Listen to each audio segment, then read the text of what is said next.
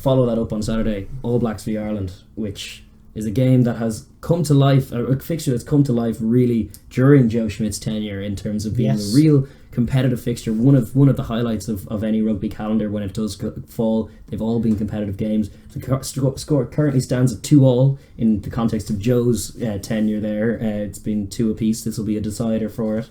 It's happening at on 11:14 or 11:15 Irish time on Saturday in Tokyo Stadium, which is an open stadium, no roof on that. Yep. It's meant to be about 20 degrees with some showers, so a little cooler than we've had in the pool stages so far. Yep. And it's going to be ref by the great Nigel Owens, which is awesome. It's a game with tremendous colour, absolutely. Like down to the contrasting fans between black and green in the crowd, it'll look fantastic. It'll sound fantastic. They have serious history. Obviously, the All Blacks edge it entirely in terms of World Cup pedigree and overall record. But what's intriguing is that this iteration of Ireland under Joe Schmidt have kind of got a handle on this All Black fixture and not let it daunt them as much as it has in generations hence, where they just were never up to the races, and the All Blacks conversely never really respecting them. This is a different story. No, there's no question that the All Blacks respect them a little more. And in fact, it was a frustration of Ireland's before we beat them, was that, like, no matter what our ulterior form was, we could go through a whole year beating everybody except the All Blacks. They always seem to just have a sort of a dismissive attitude towards Ireland, like, we'll beat Ireland. Yeah. It doesn't really matter, but we're Six Nations champions and we beat South Africa and Australia. We'll beat Ireland. Yeah. And sure enough, they did. Yes. But nowadays, actually, it's gone the other way because we've put it up to them and because we've pushed them in a few games and beat them twice. That now, even despite ulterior form and a sloppy Six Nations and a defeat to Japan, it's like, Ireland are a serious team. Yeah. They take seriously sides who can compete against them. Yeah. So twice in this World Cup cycle, Ireland have beaten the All Blacks. But also twice they've lost to them, which is a factor. From Ireland's point of view, I think you have to take a look at those 2 wins and just sort of take what you can out of them.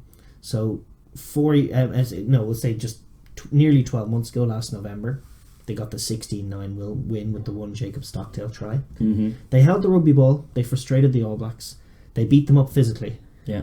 It was impressive. It definitely was. It was a very, very good performance. Without Murray at scrum half. Yeah. With quite a bit of Sexton at 10. Yeah. But mostly just with a dogged forward pack that held the ball and held the ball and held the ball. But the All Blacks, when they had the ball, ran into our big forward pack. Yeah. They were slow, they were cumbersome. Even when they got into our 22, they played a very non-All Black kind of game. Mm-hmm. And we were concerned. We were concerned heading into this tournament, pre-Bledisloe 2, really, that the All Black attack was a bit blunt, that wasn't quite delivering. They had gone to this sort of power-oriented game that didn't suit them. Mm-hmm. And essentially since then, since the end of Bledisloe 1, their magnificent performance in Bledisloe 2, their 92-0 win against Tonga, then their game against the Springboks, where they were being monstered, and then old school All Black fashion, chance try. Yep. Chance try. Yeah. There goes the game. Bye, Springboks. Mm-hmm. Enjoy second place. And the Springboks are like, okay, we'll take Japan and Wales. You can have Ireland and England. Yeah, this is true. But that notwithstanding, the All Blacks have found something serious in their attack, and that changes things a little bit, because even if Ireland had put together that same dogged performance, it might look a little bit like that Springbok game where they're dominating most of the game, but then an error came, and if you watch that game back, there were a few Irish errors, and all of a sudden an Irish error could mean an All Black try. So from Ireland's perspective, I think that the more useful game to look at is actually from Chicago, where everything went superlatively right, Ireland and they played total rugby. Ireland scored 5 tries. The All Blacks came back at them and scored 4 tries. It was a sensational game of rugby, but it was just an example of explosive, accurate, ambitious football from talented Irish players who did play with a load of physicality and did get over the gain line, but also played with their heads. They executed lovely little attacking shapes all off Sexton. Sexton is the orchestrator of the Irish choir. But he makes it sing, as it were. But they've also played heads of footy. Conor Murray noticed Aaron Smith is wandering away from the breakdown and might just run in and score a try. They played a fundamental good box kicking game that put those guys under pressure. The All Blacks don't necessarily adjust to what their opposition is going to do anyway. Yeah. And Steve Hansen kind of laughs at that. So there isn't actually any harm in employing an accurate box kicking game, because Severis isn't necessarily brilliant in the air, and neither is George Bridge, and it's worth pressuring those guys there because it just doesn't suit their eye to have to receive a load of good box kicks against competitive wingers. They tend to often lose them. Yeah. So yeah, Ireland need to play exit with contestables, and then attack. Not holding the ball, scoring tries, I think fundamentally is the way to beat this All Black team. Yeah. And I think it's something that Ireland are going to have to ponder on. It is definitely, and I wonder if that's what we'll see. You may see them try and hold the ball, and then well, this is what for that to work, you need to be front runners from minute one and hold it the whole game. I still suspect, should the All Blacks steal a few points early on and go ahead, if they get more than a score ahead, I see it very difficult for the Irish to get back into it. Conversely, though, if the Irish, if we are like 14 points clear of the All Blacks, there's still no guarantee there. That's not safety. Like, the All Blacks will come storming back, and their bench has great impact these days, with TJ coming off and adding a bit of zip and a bit of fire as well. He's certainly more combative than Smith, who's like already gets them purring from minute one, but then when TJ comes on, he adds some layer of physicality to that role as well. I just love the balance to their team. I think Barrett Moanga is danger. It really is, and I think it's particularly dangerous for Ireland because, like most Six Nations teams, we prefer to defend narrow and blitz narrow and shut teams down before it gets to the outside channels. And against this team, you're facing Barrett when it's in the outside channels with elite finishers on the other side of him.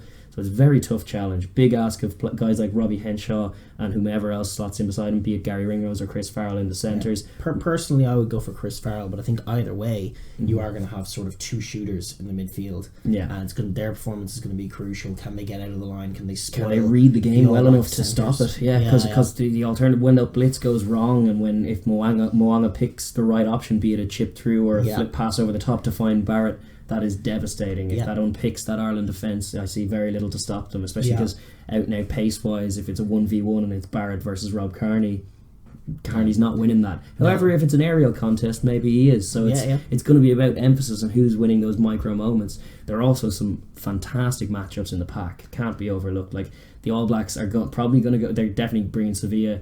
They may opt for Kane for a forager just to go for turnover balls, or Frizzell alternatively to get that 6, 7, 8 balance. Kieran Reid, we know, will be there. Ritalik's probably going to be back. He would have been back had they played that game against Italy.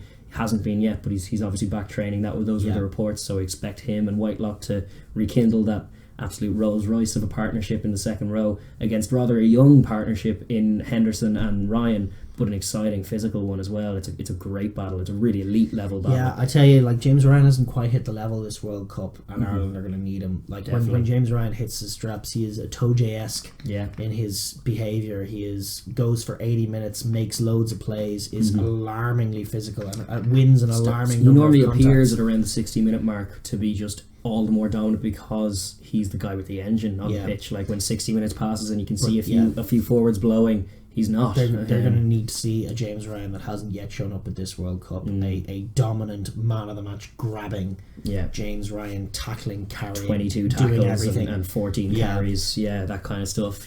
Slowing the All Blacks down. Yeah, it's crucial. If Ireland can slow the All Blacks down, it makes it all the more likely that they can stop them, stymie them a little bit.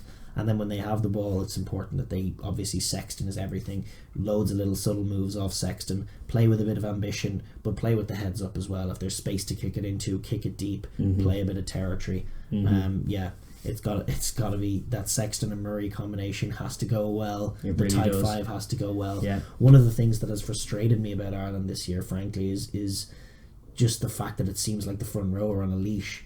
There's just a little too much, structural running and scrumming for parity and just sticking to a system of pods and, I'm going to be here and then I'm going to hit this ruck, and then 2 phases later I'm going to hit that ruck, and then I'm going to carry. And it needs to be a bit more explosive. I mean, I have a lot of respect and faith for Irish props. Tyg Furlong and Cian Healy, I think, on their day are some of the best scrummagers in the world. And we've seen, granted at a lower level, in a Leinster jersey, just how much they can enjoy the challenge that gets given to them by the Leinster coaching staff of breaking an opposition at scrum time. And I think when they hit their straps, they are up there, if not the best, and I think most talented. Matchup-wise, it's one of the few areas where I think we could boast dominance if we go for it. In this area, Joe Moody versus Tyke Furlong is a matchup I fancy, to be honest. Yeah, and likewise on the other end, if it's Napol Lala, Tighthead, Keane Healy would have a go. Yeah. But they aren't having a go. Ireland haven't been having a go all year. They have been locking it down and scrumming for parity, and they haven't, like, it's literally both sides acting like under pressure tight heads, just locking the scrum down. And then they got caught by Japan, who actually were putting a bit of heft on it. Yeah, and it was totally naive, and it doesn't play to the strengths of those two guys, who do need to be unshackled a little bit. So I'd like to see Ireland be much more aggressive on defence, at the scrum, at the line out. It's got to be a Herculean effort. It's what it takes to beat the All Blacks. Definitely. The All Blacks are the All Blacks. Yeah, they have experienced this team of playing close to a perfect game and getting the result. They have some experience of playing close to a perfect game and not getting a result against the All Blacks. They have memories of being competitive, though, which is key. Yeah. They have no fear in the same way that other Irish teams have had of the All Blacks coming and making an absolute show of them. They do know that they can get plays off. They do know they can. They tend to raise their game. They do raise their game. That's one thing as well. Like with the quarterfinal being what it is to an Irish rugby fan and player, presumably it is a massive weight that they haven't got past it yet. In that kind of regard for motivation, it's kind of positive that it's the All Blacks, like an undeniable mammoth task. We're not favourites going in, so that means the emotional pitch is likely to be there. It's much harder, like when you see Ireland after a big performance to get to the quarterfinals and they're playing a Wales or an Argentina, a team that they can trick themselves into thinking we should be alright here. Boy, this is a favourable draw for us. That kind of mentality does bad things, whereas going in against the All Blacks, you know that nothing shy of pretty much a perfect game is going to get it done. So you'd expect a very high level performance, but that doesn't necessarily deliver the win against this All Black team, who are just full of really, really skilled operators. And like for Ireland, you know, the playbook in terms of beating the All Blacks is all this stuff we've talked about. Go at them at the scrum, go at them at the line-out maul, be perfect, be really aggressive in defence, move the ball in attack, play off Johnny, etc., etc. And as Steve Hansen often jokes, our plan is just let the boys play. You know? Right.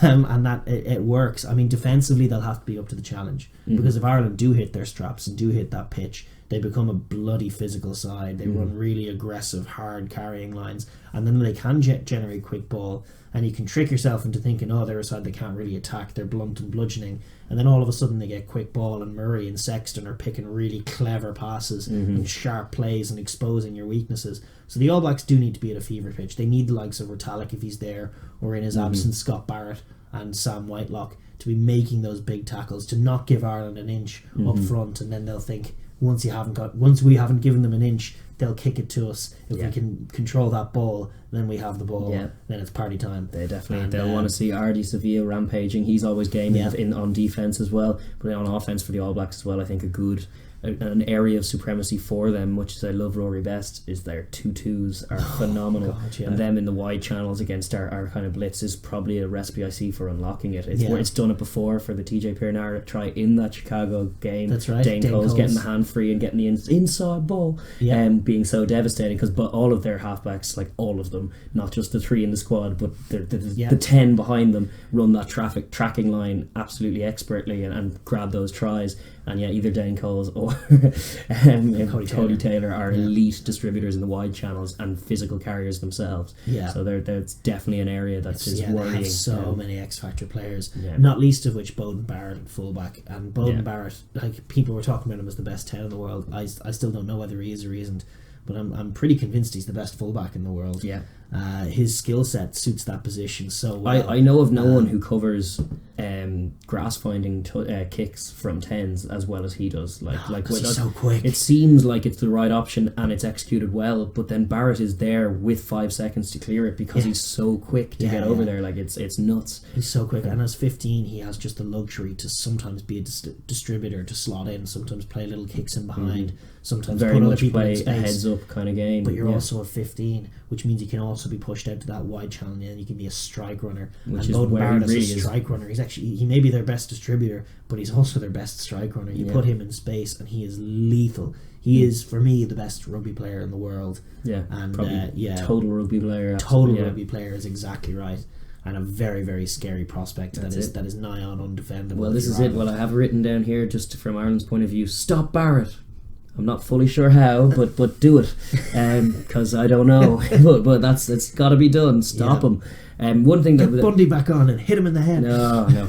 But one thing that can be done is challenge Mo'unga in terms of his time and space. I would hope that they delegate that role to Josh van der Fleer, who is actually an out-and-out Josh leads seven. the defensive line very well. He does, but he's also like a very technical seven, and on a technical level, and he's very fast as well. If he gets in his face, into that face, and then you have Henshaw shutting out the outside option, maybe daring him to chip that little speculative kick in, you kind of want to rock that and make them unsure of themselves, because I think they are, like, not so much in the squad, but certainly the New Zealand rugby watching public are a bit unconvinced about the Barrett Mo'unga axis, and kind of want to see Barrett at 10. And if you can challenge Mo'unga enough to flap him, then maybe the seeds of that can be planted, and that's definitely an avenue for Irish success if they manage to get it done. But I have no confidence in that, because I think actually Mo'unga has turned into a very level-headed, very well-rounded 10 who acts as a perfect foil for this backline. I wouldn't put many eggs in that we're going to rattle Mo'unga to death basket. I think he's a pretty good head. No, that being said, I still think we should try it. It's an avenue that needs to be done. I think Ireland just need to play really, really well. I think they need to hit their 2016 form. As in, like, I mean, there's my analysis, folks. But that's like, it requires a game of perfection. It requires a game of accuracy, as Joe puts it. So discipline errors to a minimum. I mean, this is the model that Joe Schmidt has set up for this Irish team, is to be as accurate as possible, and they have to execute that at a high level while still being dangerous. Yeah, and that's the challenge they've put before themselves. So things need to run off 10, but the guy Sexton picks has to hit his hole well. Like if Chris Farrell is put through a hole, Ireland have to finish that. And this is the key. They've set up a system where it's all been very slow. It's been very possession based, and I'm not at all convinced that can beat the All Blacks. I think you have to score tries to beat the All Blacks. I think this Ireland team have tries in them. I think their offense, while it has looked a little stuttering and blunt when it gets going, especially entirely with Sexton at 10, can be a very unique and devastating weapon that can suck the life out of teams and surprise teams in curious little ways. I remember that little combination between Rory Best and Cian Healy and Sean O'Brien that Ireland implemented against the All Blacks in 2013. Subtle little plays and variations like that require a high level of execution are how you get through the All Black defence, and then you will tire them out and you will get tries. They're not unscorable against. You'll also get penalties. They're not, like, when they're defending for more than 10 phases at a time, the All Blacks are quite inclined to give away a penalty just to try and get the pill back. Like, they're not adept. They're not like Wales, say, where they'll just enjoy tackling Irishmen all day long, even if you're trying to hold the pill. They want to get the pill back always and often, and they want to strike off turnover ball or off loose kicking plays. Watch it there now. So they'll be looking to do that. That's probably why I think that they'll want to try and get Kane and Savia in there to try and generate some of that. But if Ireland can question before your prediction, if Ireland, listen, apologies to the Kiwi folks out there. We're Irish, and this is the biggest game of every 4 years for Ireland, the inevitable quarter-final defeat. So we're a little bit biased in our look through. Definitely. So sorry to colour it that way. We do our best to avoid it, but sometimes it's just impossible. Yes. But if Ireland break the line in the first 5 minutes and get into the 22, are looking dangerous, there's a spoily All Black penalty. Nige gives a penalty and wags his finger but doesn't give a card. Penalties right in front of the posts. What do you do? Well, in Chicago mold, you either go to the corner or take the scrum. But in Ireland knockout rugby mode, I think I'm taking 3 points, and I think that's what they're going to do. I think you're losing the rugby match for Ireland with the 3-pointer. Yeah, it can happen, and what do you do, Joe? I know. I think you go for the try, Joe. Yeah. I think you do. I think you have to score tries. You do. That's my point. I don't. Yeah. They did kick 3 of those in that game in Dublin that you cited as not the model. They did exactly that. Pressure them, get the penalty in a kickable position, I'm kick it. Pretty convinced it's not the model. We'll see. There's definitely, the jury's still out on that one. From a contest like that. Do you think it's the model? Rugby, for which? Do you think, because the All Blacks going into that game, the signs were all there that they weren't at their attacking pitch. They weren't the week before against England. The signs are the exact opposite this time. We know they're sharp. Yeah. We know they'll score tries. It's facile and stupid to think that you're going to win 16-9. Yeah. It's just not going to happen. Do you think that we should be kicking threes if we get a bit of momentum early doors? Genuinely? Probably not. But No, they should be. I think we will be. Then we lose. I don't know if that's necessarily true. I think it is absolutely true. I think we have to go for tries. From minute one. I think this Ireland team tends to be decent at recognising that. And I think they need to. I think Johnny needs to take control and they need to think to themselves, actually, this All Black... Like, if they're watching tape on their 16-9 victory in Dublin this week, I'd be disappointed because it's a different All Black team. Yeah. Mark my words, it's a different All Black team. It is more similar to that team that they played in Chicago. Yeah. So, anyway... I'm sorry to be so somber, but I'm preempting this the disappointment. I can't. It's so lack of faithful. They're a great team, Ireland. I love and respect the hell out of them, and I think they have all the potential in the world, which is why I'm so bloody nervous. Yeah. What do you think is going to happen? Well, I'm going to stay in keeping with my theme on the podcast and be completely green-eyed and say that Ireland are going to win the game just on the way to their first ever World Cup semi-final and beyond. Yeah. So here's hoping that Joe can guide us to that. I love you, Joe. Love you, Joe. Overlooking everything that's going on. But I'm hoping that we win by 3 points. Yeah, well, I'm... By a 3-pointer. Declining the opportunity to predict the game. You're declining the opportunity to predict the game. Yeah. Well, that's all very defeatist. That's terrible. Come on. Okay, Ireland will win. Chicago style. 45-44. That'll be some game. Some game for the neutral. And to be honest, I think it will be some game for the neutral. They all have been over the last few years, and regardless of the result, it's always a quality display of rugby. And I suppose may the better team win, but may that team be Ireland on the day, please. 52-44. Sorry, we were 45-44 up, and the All Blacks were going for the win, and then we got an intercept try. And then 52-44. You heard it here first, folks, and probably only, and only indeed. Yeah. Yes. So come on, Ireland. Come on, Ireland. But respect and fear for New Zealand. Yes, indeed, indeed.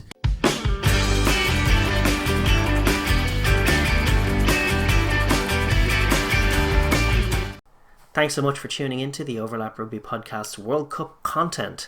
If you enjoyed that video, please feel free to subscribe and comment down below, as well as share with your friends. Thanks.